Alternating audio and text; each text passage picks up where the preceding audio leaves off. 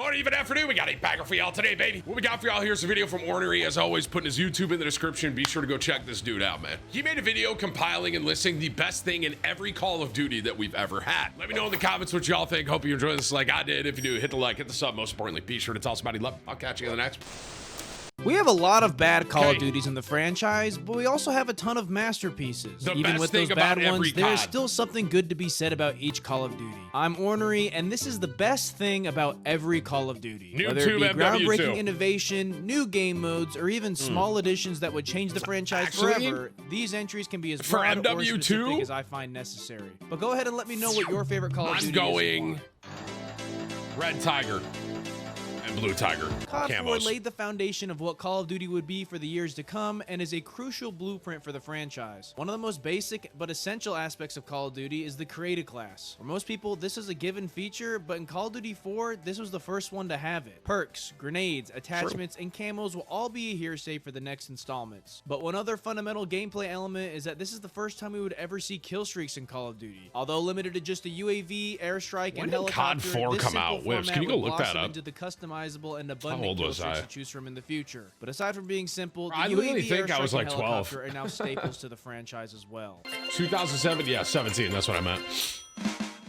Come on now, if you thought I was putting anything aside from zombies for the world spot on this list, you are out of your mind. Zombies, at the time going by the name Yahtzee Zombies, was originally an afterthought and a simple extra game mode that I don't think the devs saw going very far. Well, needless to say, it's kind of crazy. Very far. Zombies was almost like an afterthought, I think. They just kind of randomly made it and people loved it. Perks, pack-a-punch, insane in-depth Easter eggs, and one of the greatest mod communities of all time. Zombies has also created a subgenre of player that only plays zombies and doesn't even care for multiplayer or campaign. Black Ops 6 around the corner, there's a lot of uncertainty and doubt when it comes to the new zombies, and that's because it almost evolved too much for its own good. Same can be said about the other recent installments, but overall, zombies revolutionized. As of when I'm recording this, BO6 is coming out very soon, and if I'm honest with you guys, I don't even know like what I'm gonna do first. Like, there's so much stuff, right?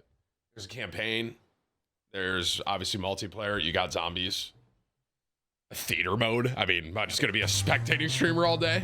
MW2, that's when the nuke was implemented? Okay, about COD 4's kill streaks would blossom into customizable kill streaks. I didn't know and the first game to do that was MW2. However, there is one single kill streak that gave the game way more depth and also to become reoccurring throughout the franchise. The tactical nuke was the very first of many iterations. I did not know that. If you had this kill streak equipped, after a 25 kill streak, you could end the game no matter what the score was. I never and your nuked team would win. in MW2. Also in MW2, kill streaks counted towards other kill streaks, so the meta was running Harrier and a chopper to run. Listen, I wasn't very good, guys, okay? I had my fun. I liked playing Call of Duty. I never got a nuke. Okay, what do you want from me? Your streak until you got 25. We've had several variants of the nuke with things like the DNA bomb, Moab, Chemstrike, and MGB as well more recently. However, the tactical nuke starting it all is easily the most important and the most loved. I bet you will never forget the first time you heard this. Whips goes, what? How? Brother, I was literally 18, man, and I didn't know metas or anything, okay? I just ran around with my MP5 Red Tigers and my Claymores, dude. I got kill streaks. I just never nuked. I wasn't that good. I don't know. Stop acting like you're the best Call of Duty player in the world, bro. You're about. Editing team may have not put the Black Ops one because there was a DMCA song, just so you guys know. Sorry.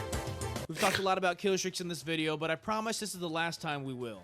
The strike packages gave you 3 outlets as far as what kill streaks you wanted to earn in MW3. That was your Specialist? That was when Specialist was kill streaks continue even after death. It's amazing how much I learned from these videos, even though I played Call of Duty all these. The biggest game changer for COD was the Specialist. It was pretty much just replacing your kill streaks with perks, but once you got 8 kills, you got every perk in the game. This was in a game that had a nuke-like kill streak, but the first of which were kill streaks don't count towards it. So this became the most efficient way to grind Moabs and transcend to other game modes, and is now a core fundamental aspect to Warzone as well. The Specialist is designed for the selfish player, and I am one of those players. Please bring the Specialist back in Black Ops 6. Bro. Black Ops 2 is a lot of people's favorite Call of Duty of all time. Just an he's absolutely right, too. You know, I was thinking about, obviously, now that we're in this video, I thought we were going to talk about guns and stuff. He's kind of talking about features in every COD, and it is kind of crazy that this was the first iteration of like a ranked mode, wasn't it? Overall, great game from campaign, zombies, and multiplayer all across the board. I mean, I played it. There was one thing about the multiplayer that would change Call of Duty forever. League play was the first ever public form of competitive COD we have ever seen. With restricted class setups and strict game modes, this would be responsible for catapulting competitive COD into the mainstream. Before we had game battles and other third-party entities to determine Game how battles, good you were bro. at the game, but with Talk League about some Play, throwback. this was now an in-game metric to determine a global rank for your respective platform. For a lot of people, rank play is the only reason they play COD now, and Sure. it all started with Black Ops 2's League Play. Grinding the divisions just to see how good you really were, only to be humbled when you were hard stuck in silver, only encouraged the player to get better, and gave people something to grind. Ranked play has become not only a core aspect of the game, but a necessity at this point. True. Like Myers. Ghost is one of the more forgettable Call of Duties, and to some I feel like you guys have heard me say this a lot already, and I'm just gonna circle back to it. Call of Duty Ghost was not that bad of a COD. Okay. It followed up one of the better Call of Duties we've ever had.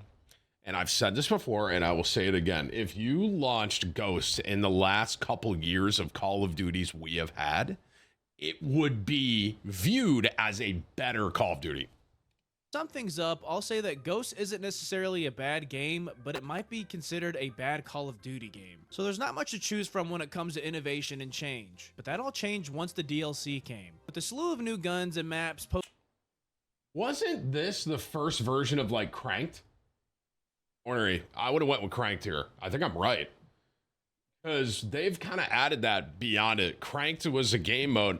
I'm actually surprised he didn't put this in here. There's one in particular that came with a crazy map exclusive event, and that was on Fog. But first, let's talk about the Field Order. The Field Order was a mini challenge assigned to you mid-match after I would have went finding with a Cranked for briefcase on the ground. Ghosts. It Normally, like this sped would the give you game up a traditional lot, made you care run package, faster, but on the shoot map faster, Fog, reload once faster. It was completing really any cool. Field Order, you would get a care package, but instead of a kill streak inside, you became Michael Myers himself. I did not know complete about with this. the knife, suit, buffed health, and even the classic John Carpenter jingle to go along with it. This is one of the most awesome Easter eggs COD has ever put into the game and does a great job paying homage to a classic fan game mode that we all used to run in private match. I would love to see COD do more stuff like this because we really just have gotten out of the whole Easter egg thing in Call of Duty. I also want to mention that on the map Ruins, you could play as Predator through a Field Order as well. It played pretty similar to Michael Myers, and all I can say is I really wish they would bring this stuff back. I guess that was cool too.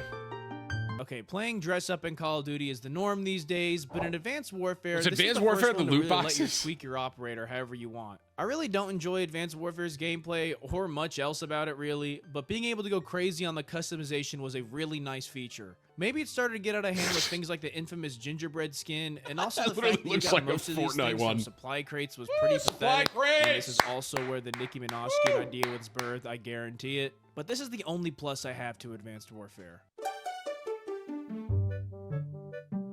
I know I already exhausted zombies on World at War, but for Black Ops 3, I have to narrow it down to the custom zombies specifically. Now for you console players, I'm sorry in advance, but if you have Black Ops 3 on Steam, you actually have an unlimited source of fun at your I'm disposal. sorry, what? And it's all Was for that free. Homer If you Simpson? want to play as Anakin and Obi-Wan on the Death Star, you can do that. Crazy challenge maps? Next question. Playing in a Chick-fil-A? Done. The sky's the limit, and This is to this crazy. day, I didn't there is even know an you could do this, extremely bro. active community who have created some of the most obscene maps, complete with custom perks. Bro, did that say press X to order Chick-fil-A? Did I see that right? There's an extremely active community who have created some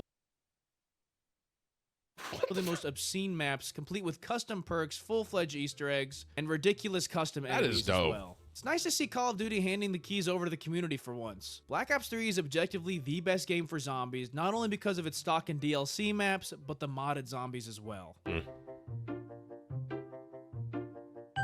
Okay, I know we're back-to-back with a zombies entry on this list, but please just I didn't hear even me play out. Infinite Warfare. Infinite Warfare if I'm probably honest. has the I greatest think I played it one non-Treyarch day. I'm zombies, not even and that's kidding. because Zombies in Spaceland carries this entire game. With an absolute masterpiece of a map, the carnival setting is perfect for zombies. Taking a few risks with some silly and experimental Kinda looks gameplay like Five Nights at changes Freddy's, while sorta. staying extremely true to the original format is something we just don't have in zombies anymore. I bet a lot of people overlooked Infinite Warfare, and I don't blame you, but I really encourage every one of you to at least give Zombies in Spaceland a shot. You don't even have to buy the DLC, this is the stock map for this game. With all sorts of Easter eggs and secrets to explore, anyone who likes zombies will love this map. Can anyone else just see this and think of the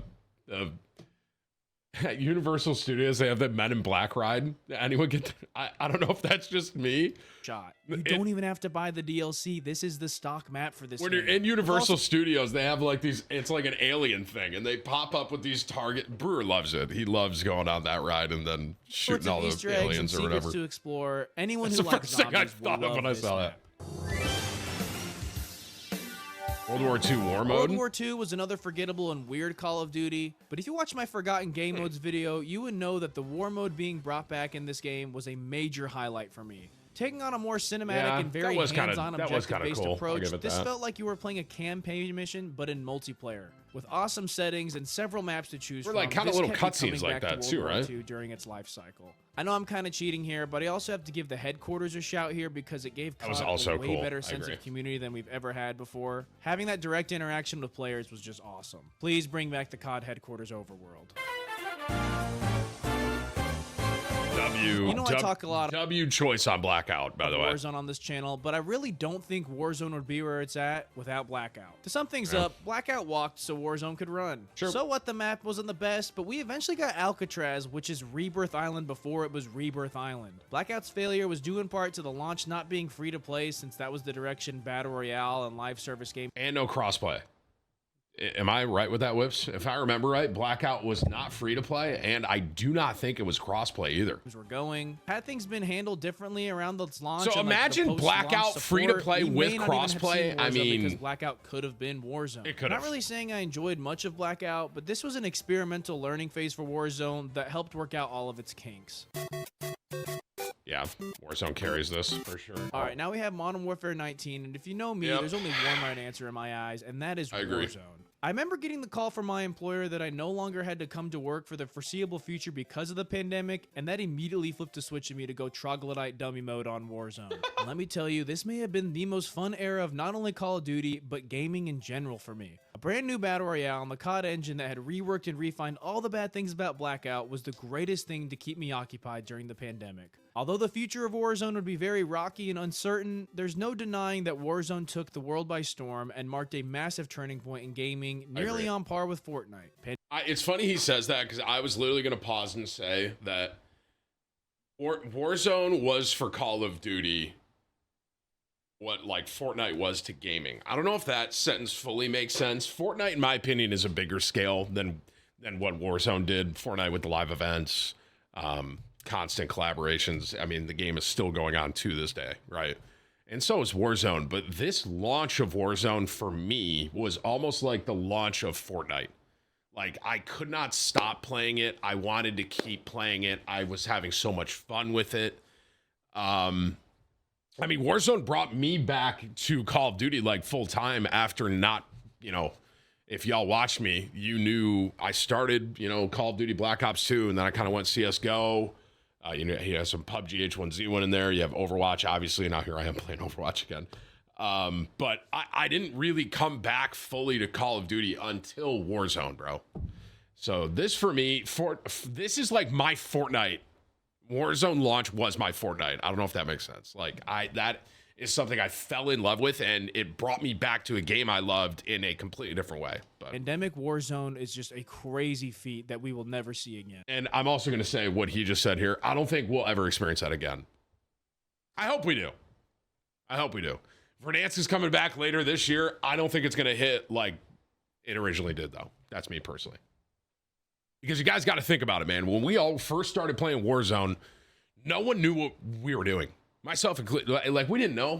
Dude, I was running around with an RPG and an M4, right? And we're all just kind of like, what the heck is going on? Like, figuring this game out. Now, everyone knows these best guns, best metas. So, like, going back to Verdansk, I'm sure it's going to be great. But it's not going to hit like that first time that we all experienced it for the first time. I don't know if that makes sense, but I completely agree. I can't believe he's saying the Cold War campaign, because as of when I'm recording this, so BO6 is coming out next week. I'm recording this, and I have yet to play the Cold War campaign. And this is leading into BO6. This is like a sign for me that I have to do this before BO6 launches next week. Okay, hang on. I am going to skip over this because I don't want spoilers for everyone watching this. Okay, I'm just going to skip to Vanguard. because I never played the Cold War campaign, but I heard it was really good. And since Ornery just said that that's one of the best things that game has, I have to play it before BO6 comes out with a new campaign. All right. It's hard to find something good to say about Vanguard, and if I could just leave this spot blank, I probably would. But since I don't want to do that, I'm just going to be cheap here and say the only good thing about Cooper Vanguard Carbide is that it plays nearly identical to Modern Warfare 19. That being said, the gunplay and movement are nice, but literally everything else about this game can go to hell. Ugh. Just like Vanguard, if I could leave this entry blank, I totally would. DMZ was something that could have been so cool, but it flopped so hard. Like, they had... I don't even want to get on this tangent. I think DMZ is the one good thing to come out of Modern Warfare 2 2022. Now, I'm not even a fan of this mode myself, but I know that it garners like a cult following and was actually pretty decently supported throughout the entire life cycle of Modern Warfare 2. So in a slew of disaster and sloppiness, DMZ was a highlight for most players during the Modern Warfare 2 year. Modern Warfare 3. MW3 was a win for Call of Duty in my book. Basically trying to undo the damage of Modern Warfare 2, and it did an okay job, all things considered. But the greatest thing about Modern Warfare 3 was its post-launch maps. The live service model that COD is now has resulted in a total mixed bag of opinions. Yeah. If every year can be like this past one, I think people will be happy. With lackluster stock maps, aka remakes of every Modern Warfare 2 map, the new maps we got post-launch kept this game alive for the rest of the year. Rio, Vista, and 6 Star are some of my favorite maps in the entire COD franchise. And if you watched CDL this year, you would know that it was pretty much all these maps. On top of this, we also got the aftermarket part system, which was pretty much weekly and gave us like these alternate versions of guns that I thought was actually really cool. Kept it engaging a little bit. Like completely version changed kits guns. and all Like, that. they have like sniper rocket launchers now, which is just crazy. Overall, in another mid COD installment, the free content updates single-handedly saved this year of Call of Duty. But that's the best thing about every COD. Let me know what your favorite COD is and why down below. Join my Discord if you're feeling crazy, and if you liked, leave a like. If you didn't, leave a dislike. And thank you so much for watching. Yeah, I think the only thing that I would really comment on is that I feel like with Ghost, it should have been cranked, that whole game mode, because they still have versions of that in later CODs after that. And as I said, I don't think Ghost gets the credit it deserves.